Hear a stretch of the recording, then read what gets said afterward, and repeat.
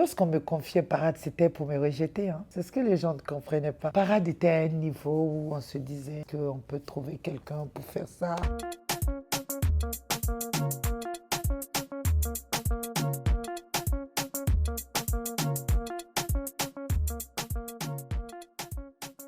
Aya Aïssata Diawara, Aya Diawara, plus connue c'est le nom. Je suis animatrice à la télévision guinéenne. Je suis aussi correspondant de Star Parade sur TV5 Monde. Je suis également promotrice et dernièrement directrice d'une école. Je suis née à Cancan, c'est en Haute-Guinée. Déjà à 3 ans, je me retrouve en Côte d'Ivoire, plus précisément à Yania, à Boisseau, où j'ai fait l'école primaire, le CEG d'Aboisseau. Je quitte la Côte d'Ivoire pour la Guinée parce qu'il y avait des problèmes. C'était une année blanche qui était signée. Tous ceux qui ont fait la Côte d'Ivoire se rappellent. On rentre en Guinée, on fait le collège, le lycée Imbaya. Je n'ai pas connu mon père. Il nous a quittés lorsque je n'avais que 10 ans. Donc j'étais avec ma sœur, j'ai vécu dans un autre milieu, mais il y avait une petite rigueur qui était là, c'était finir ses études. Il y a un décalage entre la vie en Guinée et la vie que j'avais en Côte d'Ivoire. Les choses changeaient un peu. C'est une autre vie qui commençait pour moi. Reprendre les cours, je ne connaissais pas l'hymne national de la Guinée, il fallait tout reprendre. J'ai appris le soussou petit à petit. Mes amis disent souvent que je m'adapte au milieu où je suis. Donc voilà, cette vie guinéenne, celle qui me réussit, et vraiment, ça fait plaisir. Je continue à la faculté des lettres et sciences humaines à l'université Gamal Abdel Nasser de Conakry. Je voulais faire de la diplomatie. Je cherchais un travail qui allait m'amener à côtoyer les autres. Mais après, avec des amis, on a décidé ensemble d'aller en journalisme. On avait à l'époque, vous vous imaginez, à la télévision ivoirienne, les Massi Domingo, des grandes animatrices qui pouvaient dire à un artiste « Lève-toi sur ma chaise ». J'aimais un peu le style de ces grandes. Yves Zobo Junior, on arrive en Guinée aussi. On voit de ces stars, on écoute les ABD. On voit les grandes animatrices comme Aïssatou Puncho, le sourire qui ne tarit jamais. On s'est dit, ah bon, on peut faire autre chose, on peut sourire aussi, donner du bonheur aux gens, animer. On est parti en journalisme. Quand on aime sa liberté, quand on aime poser des questions, quand on aime se sentir à l'aise sur un plateau, il n'y a pas mieux que le monde de la culture. Tu demandes à un politicien qu'est-ce que tu as fait de tel million, il va te dire, mais tu n'as pas le droit, il n'y a pas de liberté. Oui, bien sûr, elle s'appelle Yeli Djiné. Elle fait percussion, balafon, la guitare, elle a une troupe, je me rappelle très bien. Vous n'allez pas croire, mais ma première émission normale, visible, où j'étais sur un plateau parce que j'ai fait d'autres émissions de jeux, parce que je suis venue à la télévision nationale à travers des jeux. On était dans une association, les Amis du Futur, donc on avait une émission de jeux qu'on a proposée à la télévision. C'était une émission c'était des jeux concours, on appelait Duel de champions. Je faisais la voix off, j'animais avec un ami de classe, Tamara Aboubakar. On animait ça pour les élèves, les étudiants dans les écoles. C'était poser des questions, comme genre questions pour un champion. L'émission populaire sur TV5, j'étais vraiment assise face à la caméra à poser une question et c'était en langue nationale, je vous dis, dans une émission qu'on appelle À tout cœur avec mon grand frère Tosh que je salue de passage. Il m'a donné le micro pour traduire. Je devais traduire le soussou en français. L'artiste parlait en soussou et moi je devais traduire. Petit à petit, j'étais devenue un peu la traductrice, l'assistante de Karim Tosh Dabaté. C'est là-bas que tout a commencé. Et un beau jour, il dit, bon, comme tu as assez pris mon sac maintenant, moi je voyage, je dois partir pour les États-Unis. Allez, tu fais à tout cœur. J'ai commencé à faire ma petite animation de galère, comme on le dit, à transporter, vous imaginez, les caméras avec les techniciens, à aller dans les coins de Conakry, à rencontrer des artistes et c'était très bien.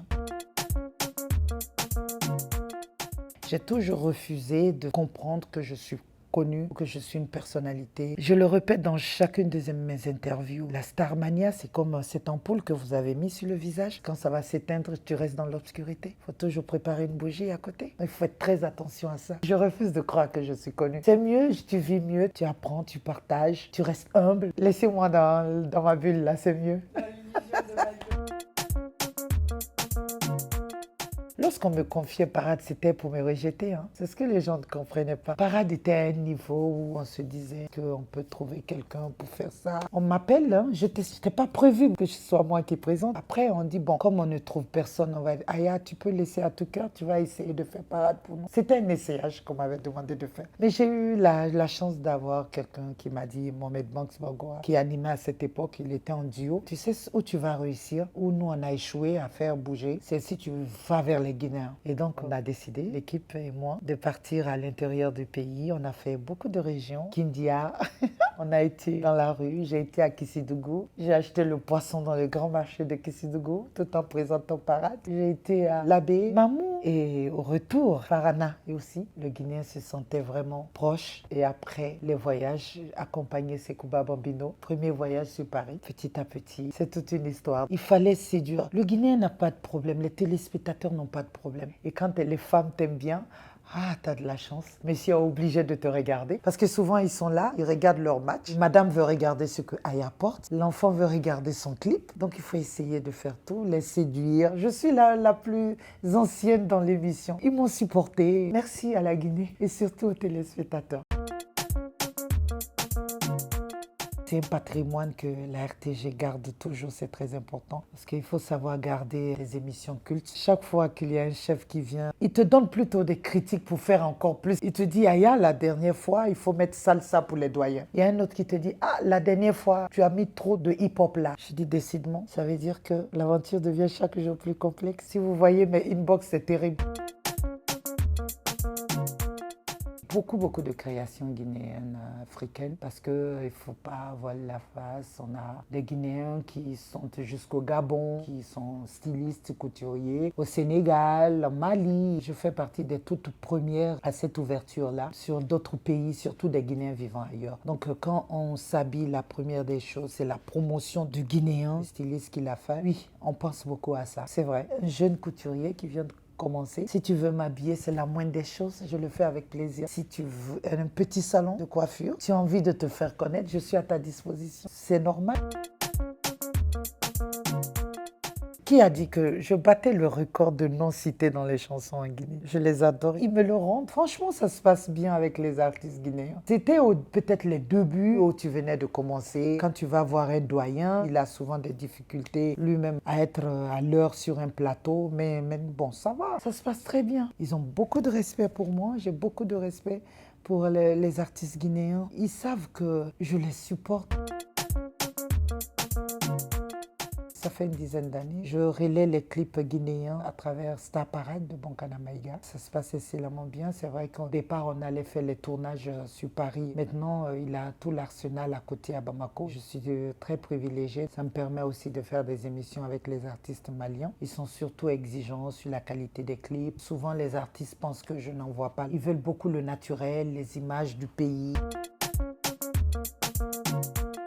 C'est de gérer toutes les émissions culturelles, de veiller à ce que les émissions soient bien produites, qu'ils respectent la culture guinéenne. On veille aussi à ce que les animateurs soient à l'heure. On leur donne leur calendrier de passage dans les différentes émissions. On veille à ce que 90% de tout ce qui soit dans les différentes émissions soit 100% Guinée. Je suis directement rattachée au service des programmes de la télévision. Donc je dépends directement du chef des programmes. Un peu plus haut, il y a le directeur de la télé.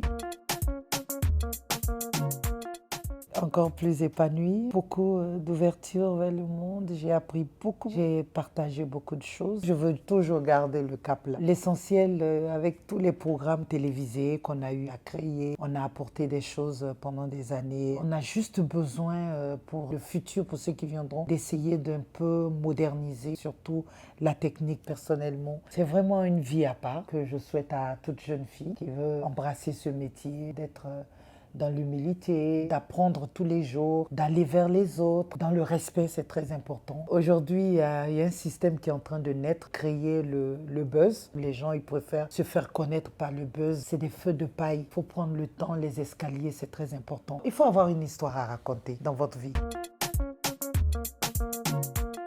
C'est venu à travers mon fils. Lorsque je voyageais, j'avais un enfant, c'était difficile. Je ne peux pas tout l'emporter l'enfant. Je me demandais où trouver, où garder son enfant. À Paris, c'était facile. Aux États-Unis, il y avait des haltes garderies. Tu viens chercher ton enfant à 20h, le temps de rentrer. Tu peux le déposer à 8h, le temps de sortir. Il n'y avait pas ce système-là en Guinée. Donc, je me suis dit que j'allais pouvoir créer une entreprise comme ça qui pouvait décharger les femmes qui bougent comme nous, qui travaillent beaucoup comme nous. Voilà, donc c'est dans ce sens qu'est né Nounouchou, permettez-moi de le dire. C'est une garderie occasionnelle, vraiment de l'halte garderie. Et c'est un peu une première en Guinée. C'est un service de dépannage pour les parents. On ouvre de 8h à 20h, de 8h à 22h. Vous appelez 10 minutes avant, on garde votre enfant. Et j'aimerais bien ouvrir les branches. Bientôt, on arrive sur les différentes communes de Conakry et aller chercher maintenant les enfants à l'école. Merci à la Guinée, merci aux Guinéennes, merci vraiment à ces personnes de l'ombre qui chaque jour t'écoutent, t'envoient des messages, te parlent. Je profite de votre émission pour le dire de tout cœur. J'ai beaucoup de chance et l'amour que les Guinéens me portent, je souhaite que cet amour reste, cette force reste et je souhaite ne jamais les décevoir. Abonnez-vous.